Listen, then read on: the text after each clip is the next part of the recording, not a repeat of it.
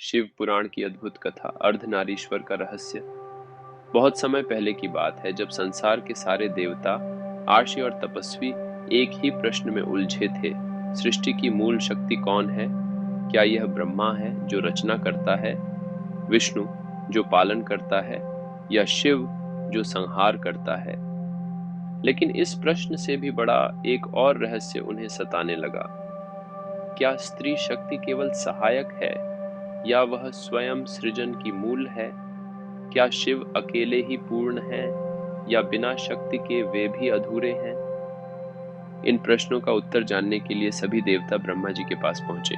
ब्रह्मा ने कहा, जिस दिन तुम शिव के अर्धनारीश्वर रूप को देखोगे, उस दिन तुम्हारे सारे भ्रम मिट जाएंगे।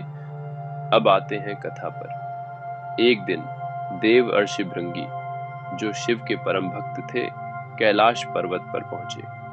वे केवल शिव की पूजा करना चाहते थे, पार्वती की नहीं।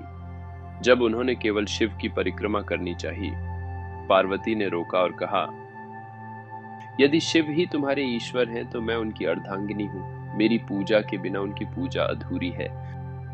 भृंगी ने कहा, मैं केवल शिव को मानता हूँ, आप तो माया हो।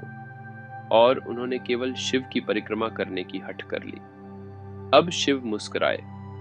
उन्होंने अपनी दिव्य शक्ति से अपना अर्धनारीश्वर रूप प्रकट किया, आधा शरीर शिव का और आधा पार्वती का। एक तरफ जटाएं, बाघ चर्म, त्रिशूल और नीलकंठ, दूसरी ओर लाल साड़ी, आभूषण, कमल जैसी आंखें और सौंदर्य का मूर्त रूप। यह दृश्य देखकर सभी देवता स्तब्ध रह गए। यह कोई चमत्कार नहीं था, यह था सत्य का उद्घाटन। शिव बोले, मैं और शक्ति अलग नहीं है। मैं चेतन हूँ, शक्ति मेरा आंदोलन है। मैं शरीर हूँ, शक्ति आत्मा है। शिव और शक्ति का एकत्व ही सृष्टि का रहस्य है।